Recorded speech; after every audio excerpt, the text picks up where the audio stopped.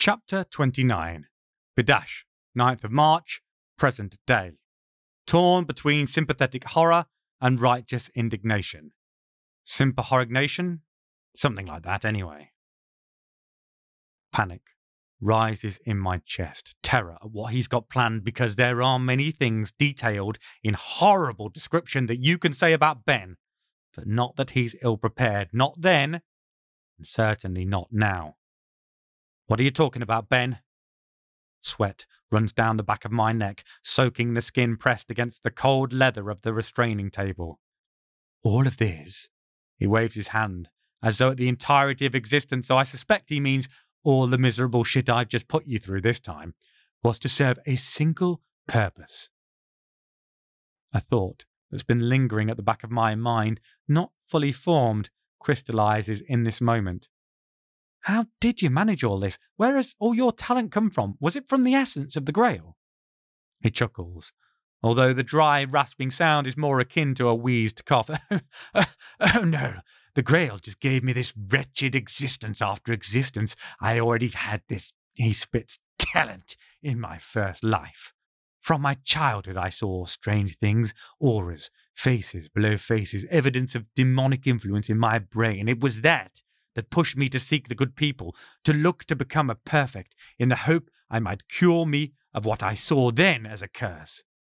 It was only after my new life started that I learned what magic really is.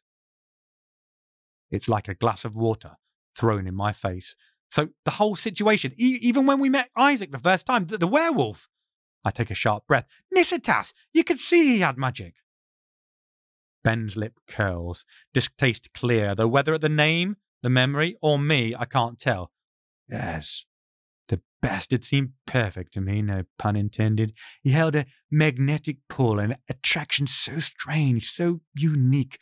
A man, strong, dynamic, swirling with confidence and power, but who didn't give in to the magic's dark urges.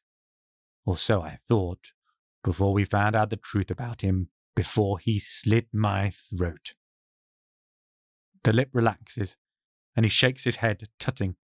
Do you know, I really saw myself learning at his knee, becoming a better man. There's no one who impressed me more, present company excluded, and no one who let me down worse, with the same caveat applied. Considering the antipathy, the distaste I feel towards the man, I'm surprised by how much that jibe stings. Perhaps because it's the same thing my inner voice has whispered in my mind for centuries, in the quiet of the lonely dark. I did what had to be done. Even I can hear the plaintive touch to my tone. Would you have let that bastard win? Bring through whatever monstrosity he was summoning? Ben looks up again. Looks me straight in the eye, and it is Ben who's there, the man I spent years with, day in, day out.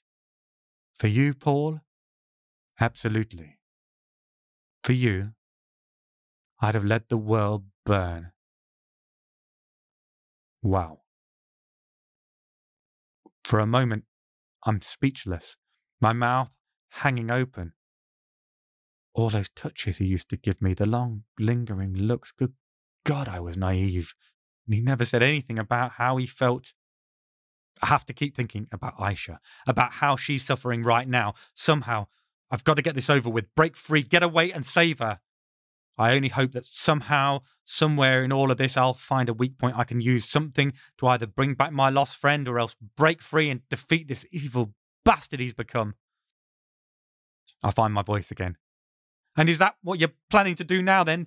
Burn the world, a petulant gesture because life is so unfair? Keep the tone mocking, disrespectful, Paul. Don't let him see how he's affected you. He taps at the floor with his stick, shifting in his seat as he does so. I'm not sure if he's trying to get comfortable, but apparently it's not possible because with a grimace, he leans hard on it and regains his feet. No, I'm not looking to stamp my feet and throw my toys out of the pram. I'm looking to escape. That's all I've ever wanted, for all of this to end, to get away from this unending, miserable cycle. If the world happens to burn while I do it, well, he shrugs, careless, casual. I honestly don't care. There's no love lost for it on my part. And like that, all the sympathy he regained washes away, and with it, that desperate illusion I might somehow persuade him back, away from this dark path he's been walking for so long. There's no coming back. The man I knew is lost. No, I need to concentrate on saving myself, on saving Aisha. Perhaps by stroking his ego rather than direct confrontation.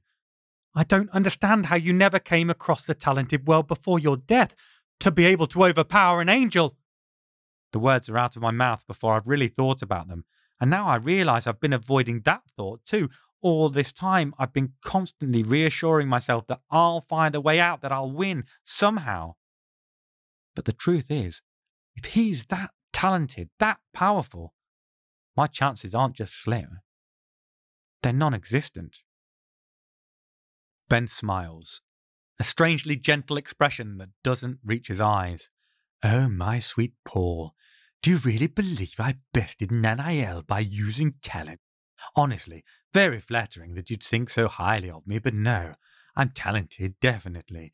But I doubt I'm even your equal on a one-on-one throwdown. Dear me, no. There's only one way to beat a Bene Elohim. When the odds are stacked against you, what can you possibly do? Ah. My mind goes back to an almost identical conversation I had with Isaac not long ago. You cheat. My voice comes out, quiet, almost inaudible.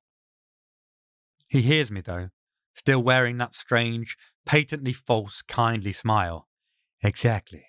Just as I've done with you, just as I'll do to get the death I deserve, the death I've earned with these endless miserable lives.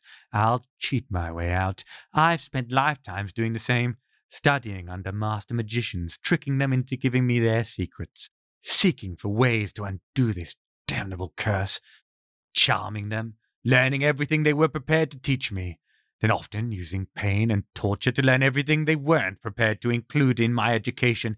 Each time I died, through sickness, or a knife in the back, or a curse striking me down in a dark, I had to go through the misery of pregnancy, birth, and childhood all over again.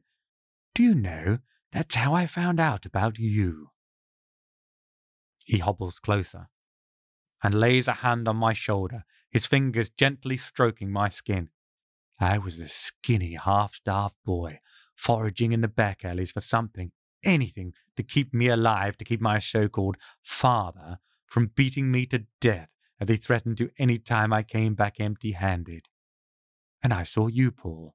Saw you, strolling past the alley mouth, an arm thrown round the shoulders of that wretched Jew we met going to Foire, all careless smiles and fine clothes, well-fed, prosperous, untouched by the misery I suffered day after day, year after year, life after life. I realized then, of course, you must have been touched by the magic of the Grail, much as I had been, and I realized, too, how much my love for you had soured, tainted, how much I hated you, and that bastard rabbi, too. The stroking stops, and his fingers dig into my flesh hard enough to bruise. I kept my eye on you then, as I learnt the knowledge necessary to allow me to use my power effectively. Each life did slowly get easier.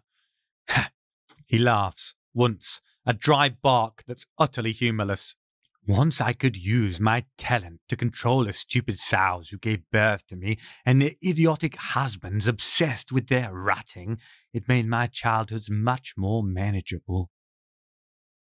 If I felt sickened by what he's told me so far, now the nausea threatens to overwhelm me. Using mind magic on the talentless, forcing them to do his bidding, that's a filthy working, the grubbiest usage of power almost imaginable. Ben doesn't seem to notice my discomfort, or perhaps he does. Perhaps he's enjoying it. Of course, I made sure our paths wouldn't cross. Not always an easy task in the small circles the talented world comprises. Do you know, one of the first teachers I had after seeing you was actually a monk. They had a monastery near Castle Nodri that was a place of refuge for talented, both human and otherwise. The poor fool became besotted with me, declared his undying love. My only interest was what I could get from him knowledge-wise. He went from passing his time on the road, using his minor talent to heal the sick and help the poor, to spending all his days searching for esoteric tomes to bring to me in exchange for a coquettish flutter of my eyes and perhaps a chaste kiss. Except one day he came back and told me he'd arranged mentorship for us under a talented Jew in Toulouse. I knew who that was. While he prepared for our departure, I went and told my tale in floods of tears of monstrous creatures and devil worshippers bedecked in holy garbs to the local Inquisition. All of them put to the flame. 100 talented, just to make sure no word of me got back to your ever-inquisitive ears. More souls to add to your account, ah? I can't even feel the fingers pressing into my skin anymore. All I feel is numb. I wonder how many died that day, just to let Ben get away without even the risk of me hearing about him. Was he ever really the man I thought he was? Or had this always been the dark truth of his soul? Whether I was blind or it was broken later, the end result, and that endless, bitter tally of deaths, remains the same. Ben bends closer, so that the smell of his breath, aged garlic and cloves, tickles my nostrils as he murmurs in my ear. Haven't you wondered how I managed all this? All of this dirty Kabbalah magic here, the same magic I gifted to that pathetic shit wizard to allow him to hold you captive? Haven't you asked yourself where your dear friends Jacob and Nanael could be? He hobbles over to the pillar next to his chair. My eyes are drawn to the thing they've been avoiding this whole time to protect my sanity. The terrifyingly powerful skull sitting on the pedestal. Don't you recognize it, Paul? His voice is calm, but insistent and deadly cold. This skull that you cheapened earlier with your mockery, can you layer it with flesh? Fill out its features to picture the face it once wore? My blood runs as cold as his tone. It can't be. He couldn't. Tell me it's not Jacob! I blurt out the words, unable to hold them back, my horror clear. Ben looks genuinely confused. What? Then it appears he passes my meaning because his expression clears. Oh! He starts to chuckle. It builds and builds until he's leaning all his weight on the pedestal, wheezing, tears running down his face. Oh no, Paul, did you think I just chopped off his head, somehow decapitated him without the angel realizing? No, although both Jacob and his heavenly companion know it ever so well now. Look at it again. Add a little red hair clinging to the sides of the face away from the shaven top. Make sure to include a certain amount of religious mania into the eyes as you add them too. You should know him, Paul. You killed him. The first life you took. The first of many, after giving up even any illusion of being a decent man. And now I understand. Now I know exactly whose skull it is, a man I hunted, who I negotiated a century of apprenticeship with Isaac in order to gain the ability to bring him down, a man whose magic kept me from reaching the Grail and destroying it, who I killed to get vengeance for the man now stroking the bastard somehow talon-packed skull centuries later, the first life I took deliberately in cold blood.